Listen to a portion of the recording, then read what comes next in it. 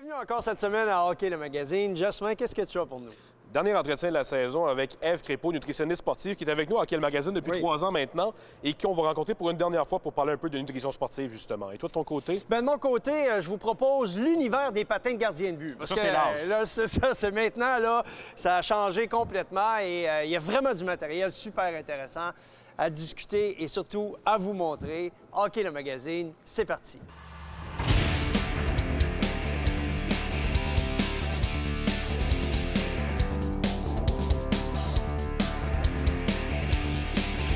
Hockey le magazine vous est présenté par le Trio Hockey, l'ultime méga magasin de hockey.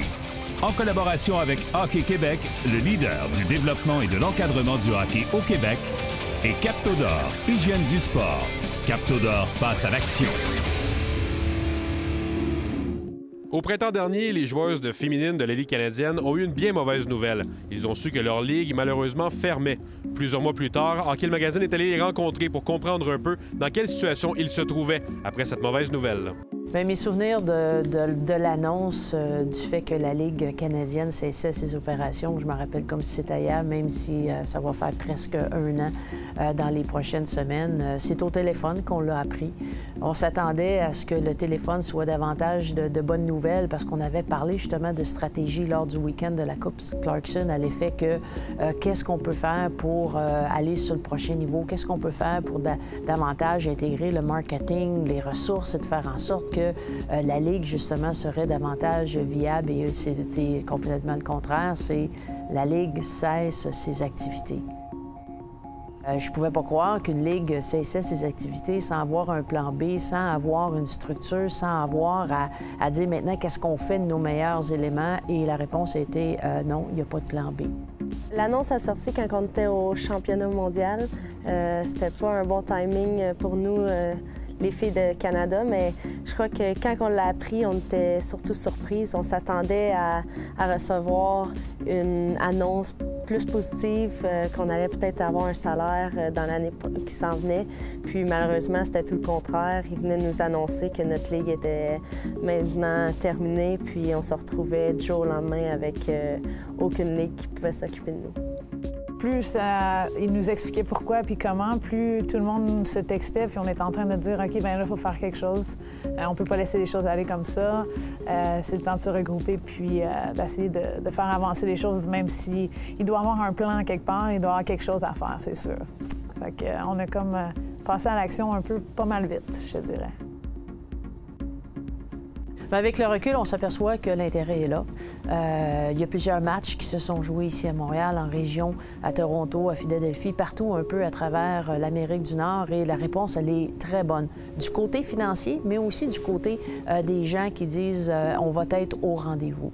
La structure a continué. Les joueuses sont entre 3 et 5 fois sur la glace par semaine, jouent des matchs hors concours, évidemment, contre d'autres formations ou de groupes, entre autres celui de Toronto, de Boston, du Minnesota, et aussi des matchs hors concours contre du hockey masculin.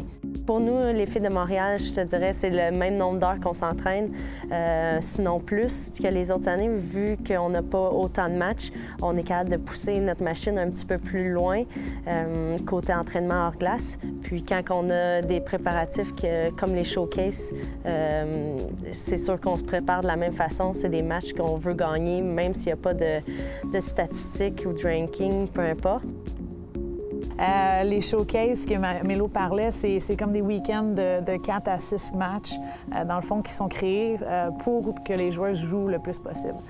Fait que l'association s'est créée, 1. 2, on a eu 8 régions qui se sont établies à travers le Canada et les États-Unis.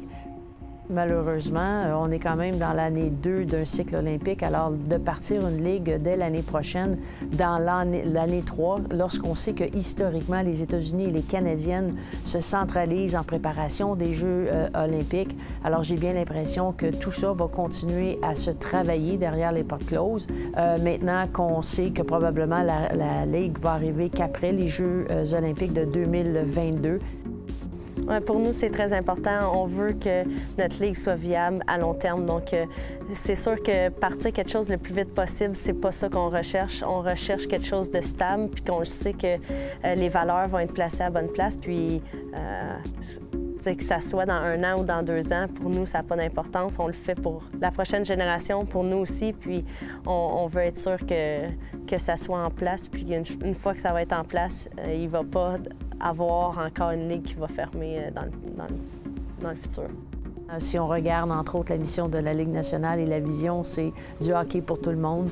La Ligue nationale ne doit rien à personne. C'est vraiment un circuit professionnel masculin. Maintenant, pour développer un fan base, de simplement prendre entre 1 et 10 de l'ensemble de leur budget marketing pourrait créer une ligue dite professionnelle au féminin. Et je pense qu'il n'y aura pas de meilleur véhicule de marketing pour créer un fan base que de former et de développer le hockey féminin. Les anciennes qui ont su paver le chemin pour nous, mais les générations qui s'en viennent, puis donner de l'espoir que la petite puce qui regarde un match de la PWHPA en ce moment, ou qu'elle puisse continuer de regarder le hockey féminin parce qu'elle était une grande fan des Canadiennes de Montréal. La tournée cette année était pour ça, c'était de garder le momentum, c'était de garder l'espoir, puis de les laisser rêver, puis de leur dire de continuer de rêver. Cette semaine, au quiz de la semaine, on parle de Jean-Gabriel Pageau, l'attaquant des Sénateurs d'Ottawa. Danny, c'est un attaquant qu'on a connu comme un bon joueur défensif, qui a fait un paquet de belles choses en saison, mais qui, en séries éliminatoires, là, c'est vraiment encore plus démarqué, peut-être. Oui. Bien, c'est les joueurs spéciaux, c'est ça. Tu as des gars comme ça qui sont capables de bien travailler dans toutes les phases de jeu. Jean-Gabriel, c'est un peu ça. Un peu comme Patrice Bergeron. C'est sûr que je veux pas qu'on les pète les deux dans la même catégorie, mais c'est le même style de joueur. D'ailleurs, les deux là, ont vraiment fait leur entrée, une entrée fracassante dans la Ligue nationale contre le Canadien. C'est là où ils ont fait leur place dans la Ligue. Leur succès contre le Canadien, ça fait qu'on les aime moins un peu. On les aime moins ou on les respecte plus? Des fois, la haine est proche du respect. On se demande cette semaine, Jean-Gabriel Pageau, en séries éliminatoires, il a connu une rencontre de 3 et une rencontre de 4 buts. Contre qui a-t-il accompli cet exploit? Est-ce que c'est A, contre le Canadien et les Rangers, B, contre le Canadien et les Pingouins, ou C, contre les Rangers et les Pingouins? La réponse après la pause.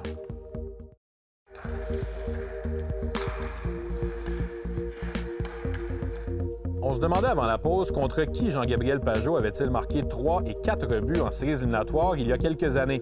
La réponse est A, contre le Canadien et les Rangers. Oui. Danny a marqué 4 buts contre les Rangers, mais il en avait marqué 3 contre le Canadien en 2013, 3 fois contre Carey Price. Qu'est-ce que tu te rappelles de ce match-là? Ben écoute, premièrement, ça jouait dur. C'est une série où ça jouait très, très dur. Puis ça, c'était pas vraiment le style de jeu du Canadien.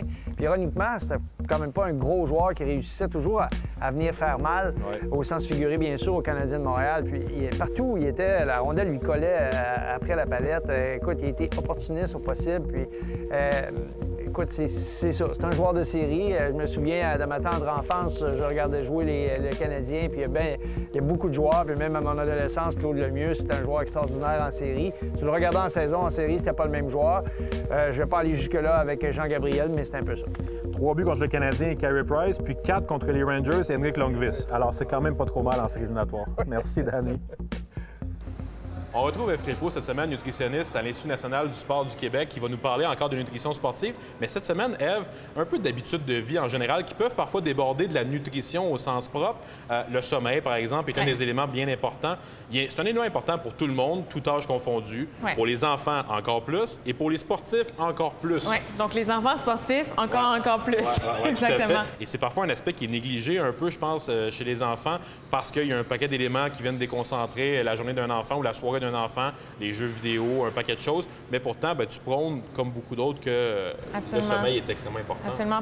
Pour favoriser la croissance, le développement musculaire, il y a 3 choses qui sont importantes: la nutrition, l'entraînement, pour le développement musculaire et le sommeil. Le sommeil, la récupération est souvent un peu négligée.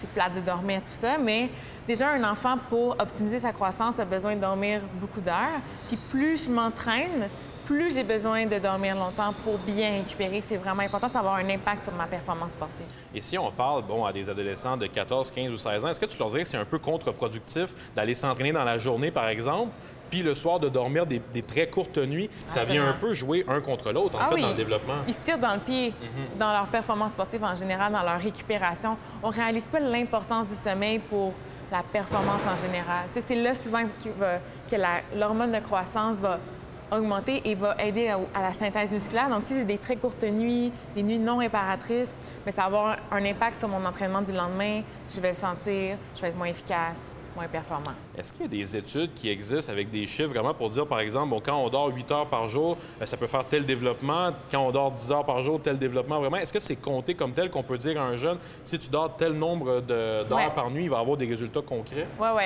C'est vraiment, les études sont assez claires là-dessus. Plus je m'entraîne, donc un athlète élite ou qui va s'entraîner 1 fois, 2 fois par jour, va avoir besoin de plus d'heures de sommeil, puis même des fois, va devoir faire des siestes pour bien récupérer même pendant la journée. Donc, c'est pas rare qu'on voit des 9 ou 10 heures pour des gens très actifs, très sportifs. À la base, le sommeil, on parle souvent de 8 heures par jour. Pour un sportif, tu l'augmentes à 9-10 heures même par jour. 8 heures par jour pour toi et moi qui sommes actifs, mais sans plus.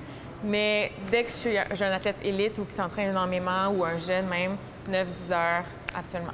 Impact sur le sommeil pour les lumières bleues, les choses comme ça. Concrètement, est-ce que tu veux dire que la personne va mal dormir? Est-ce que ça va nuire à un développement musculaire? C'est quoi concrètement qui peut Ça va vraiment nuire au sommeil, à la qualité du sommeil. Ça peut être plus long à s'endormir.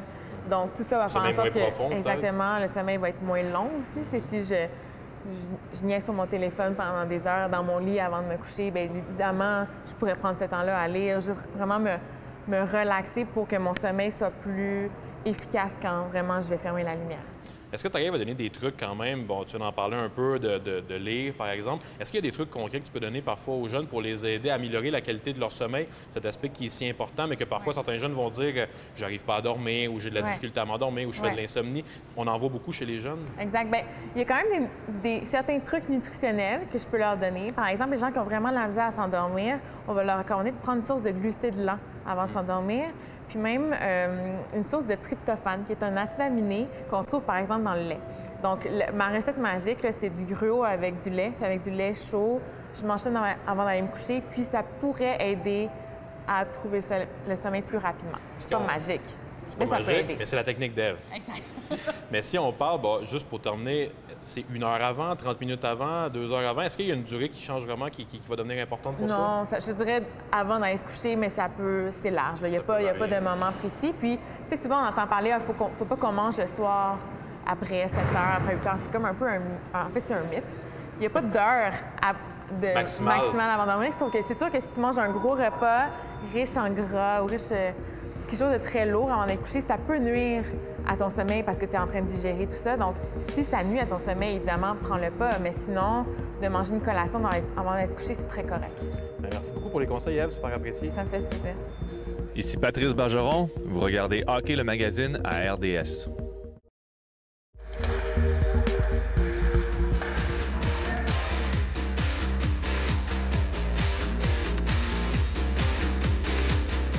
Cette chronique équipement vous est présentée par le Trio Hockey, Sport Rousseau, Hockey Expert et l'entrepôt du hockey.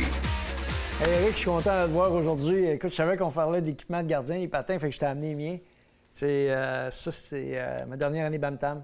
C'est pas pire, hein? Bien, ça, sont beaux. Mais je pense que tu es dû pour un changement d'année. Bien, changement de style aussi, hein, parce qu'à l'époque, pas pour rien. Là. Les gens peut-être qui ne se souviennent pas, mais moi, je m'en souviens très bien. Là. On ouvrait le pied. On allait bloquer des tirs comme ça, en ouvrant la jambe. Alors, ça fallait que ça soit protégé vraiment à l'intérieur. Aujourd'hui, on voit plus ça. Aujourd'hui, c'est complètement différent. Donc, on peut comparer la bottine que tu avais dans tes mains avec la coquille blanche qui maintenant, ça passe. On dirait un patin de joueur. C'est exactement ça. C'est comme un patin de joueur, mais construit avec un ajustement pour gardien. Okay. Donc, celui-ci, c'est le Vapor 2X. Donc, c'est le petit bébé de la division gardien de Bauer. Okay. Botte en composite curve, très léger. La lame Vertex que tu peux retirer, c'est un problème pendant le match. C'est vraiment... Tu es très, très, très, très loin du patin que tu m'as montré au début avec celui-là. Oui. Par contre, pour que les gens puissent faire une distinction, oui, le patin, mais on voit la lame. La similitude, c'est que les lames sont vraiment très plates. Il n'y a pas absolument aucun berceau.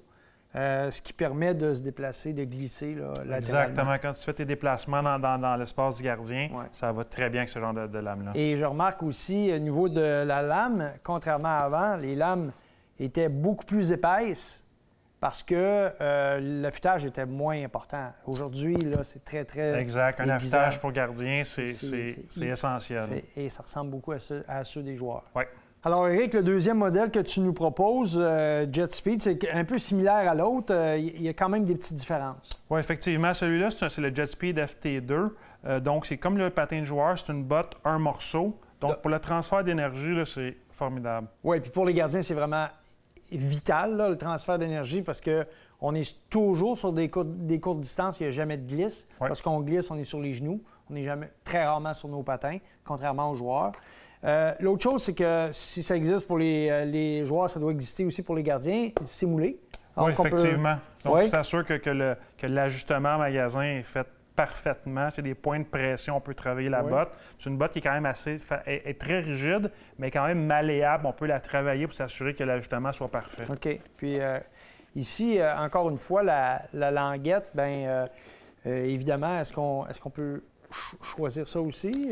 Non, pas sur celui-là. C'est pas un modèle sur mesure. Par contre, si la personne voudrait ça, c'est disponible sur mesure aussi. Là, Éric, je suis vraiment surpris parce que ceux-là, c'est complètement l'inverse. On est.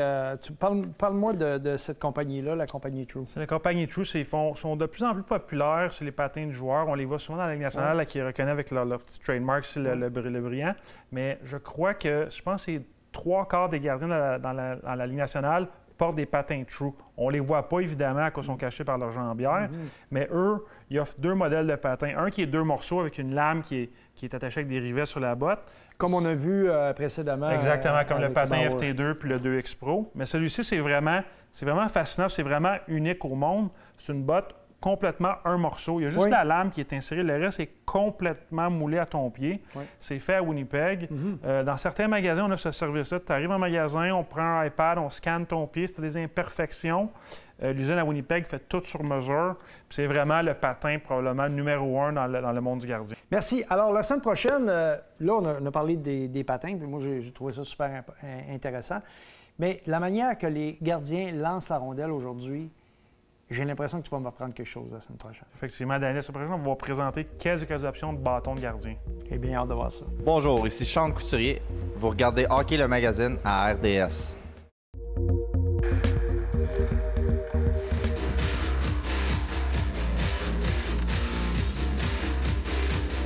La chronique sur la glace est une présentation de Captodor, hygiène du sport.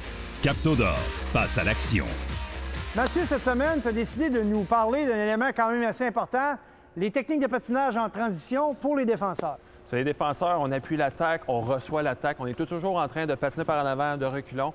C'est important d'être capable d'éviter de freiner, toujours être en glisse pour économiser notre énergie et être le plus efficace possible.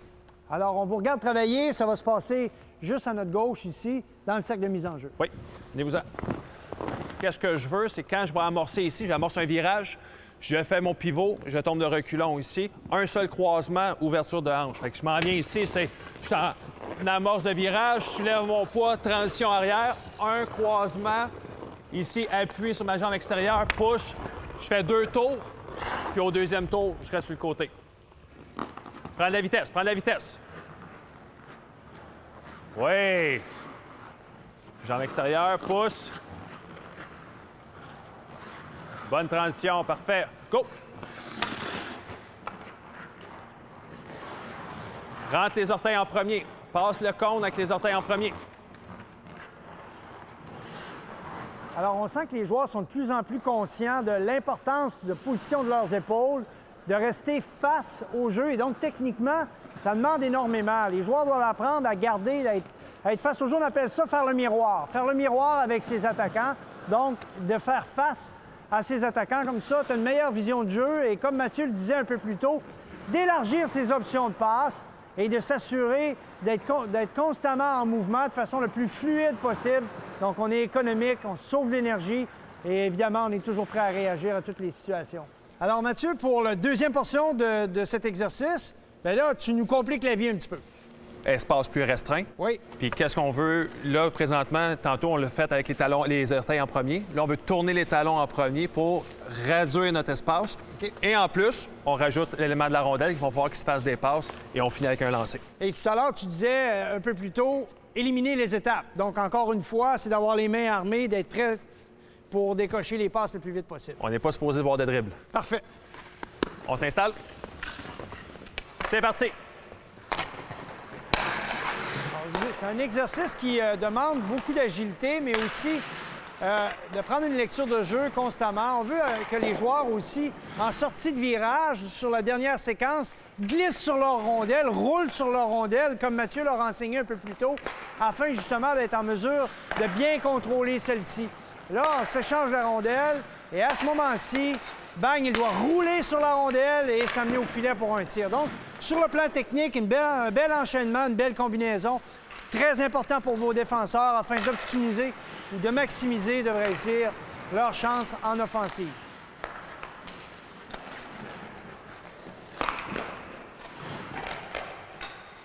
Mathieu, niveau de difficulté est beaucoup plus élevé, on l'a bien ressenti. 2 éléments clés, on a le patinage et on a le transport de la rondelle, faire des passes. Quand on n'était pas capable de faire les deux en même temps, souvent, on arrête de patiner quand on fait notre passe, puis par la suite, on se remet à patiner. Il faut être capable d'imbriquer les deux ensemble. Donc, c'est ce qu'on appelle les fameuses combinaisons techniques. Oui. Et donc, le niveau de difficulté augmente lorsqu'on les ajoute une par-dessus l'autre, évidemment. Parce qu'on pense beaucoup présentement. Oui. Là, on a expliqué l'exercice, on essaye les choses, on a beaucoup de réflexion. Il faut que ça devienne un automatisme. Comme une séquence. Oui. À vous de jouer, messieurs. Parfait, ça. Déjà, il y a une meilleure conscience de l'importance d'être séquentiel, de vraiment garder la fluidité dans le mouvement. Et donc, passe, réception, qu'on bouge très bien ici. La rondelle bouge rapidement. Et là, il faut rouler sur sa rondelle, s'amener au filet. Donc, ça, c'est bien. Et les défenseurs ont la responsabilité d'être constamment en mouvement pour ne pas être des cibles qui sont faciles à atteindre pour l'adversaire. Et quand je dis des cibles faciles à atteindre, je parle bien sûr d'échecs avant, plus difficile à marquer, plus difficile à presser. Alors, Mathieu, satisfait de la transition ou de l'amélioration? C'était beaucoup plus dynamique. Là, présentement, on faisait les deux en même temps. Là, présentement, notre joueur en mouvement était plus dynamique, plus de vitesse, puis la résultante était meilleure. Comme à l'habitude, vous voulez en savoir plus, vous allez sur rds.ca/Play 360. Déjà terminé pour cette semaine. Qu'est-ce que tu as pour nous la semaine prochaine, Jasmin? Un entretien avec Guillaume Latendresse, qui, à l'aube de la trentaine, a été joueur de la Ligue nationale de hockey, entraîneur au niveau Midget 3 et qui est maintenant président au niveau Midget 3. Ça fait beaucoup de choses pour un jeune trentenaire. On l'a rencontré, parler un peu de tous ces défis-là. Ce sera à voir la semaine prochaine. Oui. De mon côté, je vous propose du travail avec les défenseurs, des exercices pour travailler sur cette fameuse relance, donc la transition entre l'attaque et la défense. Et tout ça la semaine prochaine, évidemment. Hockey le magazine vous a été présenté par le Trio Hockey, l'ultime méga magasin de hockey. En collaboration avec Hockey Québec, le leader du développement et de l'encadrement du hockey au Québec, et Captodor, hygiène du sport. Captodor, passe à l'action.